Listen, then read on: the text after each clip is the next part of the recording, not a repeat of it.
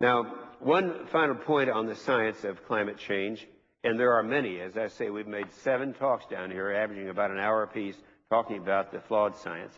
But one final point about the science that I'm presenting today.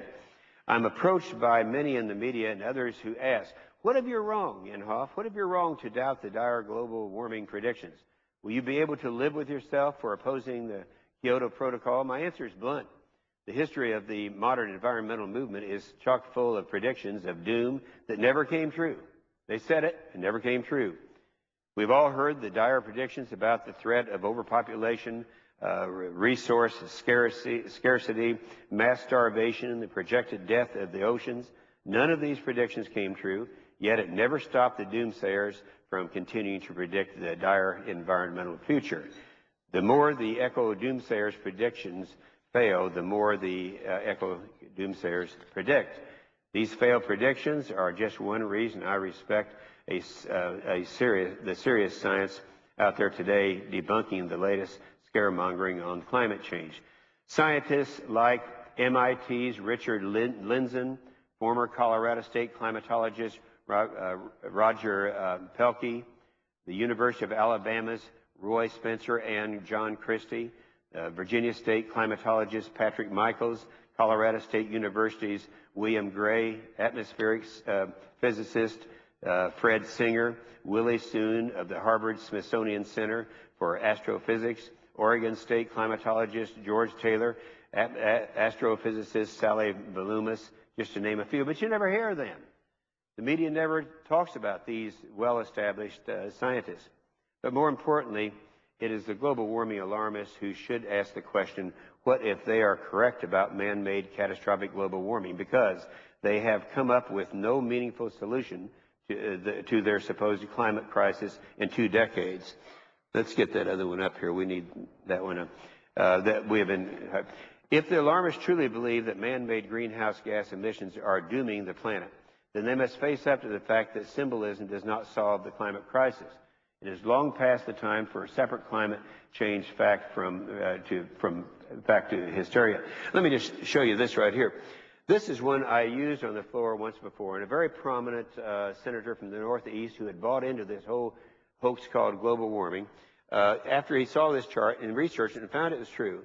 This is a chart that says that in the event that everything is true that they've said about global warming, and if all of the countries, I'm talking about the developing nations as well as the developed nations, adhered to and were able to achieve their Kyoto goals, this is the difference that it would make by 2050.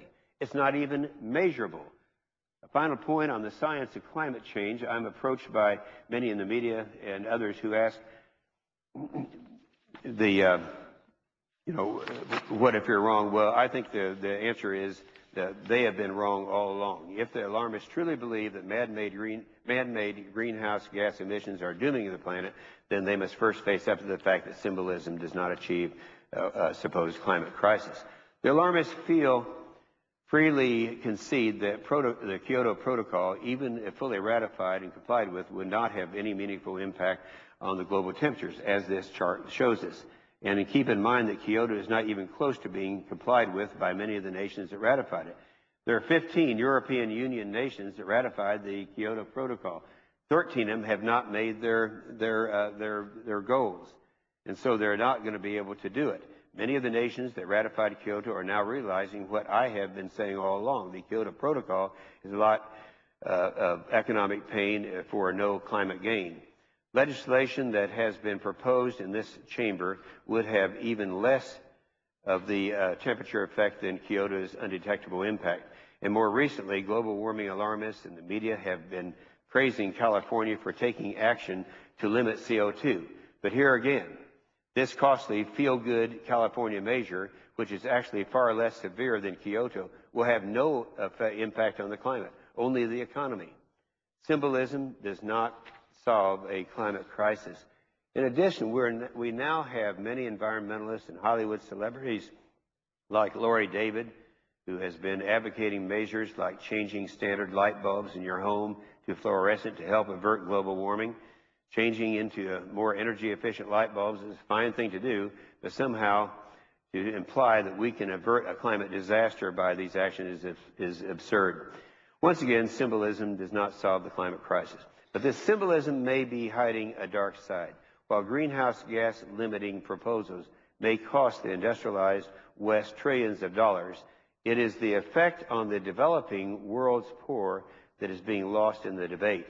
The Kyoto Protocol post-2012 agenda, which mandates that developing world, we're talking about Africa and so forth, would be subject to restrictions on greenhouse gases, could have the potential to severely restrict development in regions like Africa, Asia, and South America, where some of the Earth's most energy-deprived people currently reside. Expanding basic necessities like running water and electricity in the developing world are seen by many in the green movement as a threat to the planet's health that must be avoided. Energy poverty equals a life of backbreaking poverty and premature death. If we allow scientifically unfounded fears of global warming to influence policymakers to restrict future energy production and the creation of basic infrastructure in the developing world, billions of people will continue to suffer. Last week, my committee heard testimony from Danish statistician Bjorn Lomborg, who was once a committed left-wing environmentalist until he realized that so much of what that movement preached was based on bad science. Lomborg wrote a book called The Skeptical Environmentalist and has organized some of the world's top Nobel laureates to form the 2004 Copenhagen Consensus, which ranked the most pressing problems. And guess what? They placed global warming at the bottom of the list in terms of our planet's priorities. The Copenhagen Consensus found that most important priorities for our planet include combating disease, stopping malaria, securing clean water, and building infrastructure to help lift the developing nations out of poverty. I've made a lot of trips to Africa. I think a lot of people know I've had a mission in Africa for well over 10 years now. And once you see the devastating poverty, you know, we just think we have poverty in this country until you've seen it.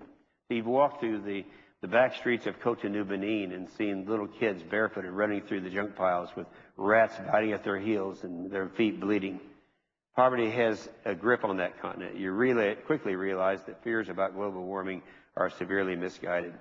You know, I firmly believe, Mr. President, that when the history of our era is written, future generations will look back with puzzlement and wonder why we spent so much time and effort on global warming fears and pointless solutions like the Kyoto Protocol. One of your favorite Frenchmen, I'm sure, Mr. President, Jacques Chirac, French president, provided the key clue as to why so many in the international community will revere the Kyoto Protocol, who in 2000 said the Kyoto represents not climate change, but represents the first component of an authentic global governance. That's Jacques Chirac, folks. Furthermore, if your goal is to limit CO2 emissions, the only effective way to go about it is to use cleaner, more efficient technologies that will meet the energy demands of this century and beyond. The Bush administration and my Environment and Public Works Committee, the committee that I chair, have been engaged in these efforts as we work to expand nuclear power and to promote the Asian-Pacific Partnership. This partnership stresses the sharing of new technology among member nations, including 3 of the world's top emitters, China, India, and Korea, all of whom are exempt from Kyoto. Let's keep in mind that even if all these charts were true and everyone's going to comply with this, we passed in this chamber just a very short while ago by a unanimous vote, 96-0, that said that if you come back with any kind of a treaty that says that we're going to treat the developing nations any different from developed nations, we're going to oppose it. So it's unanimously opposed.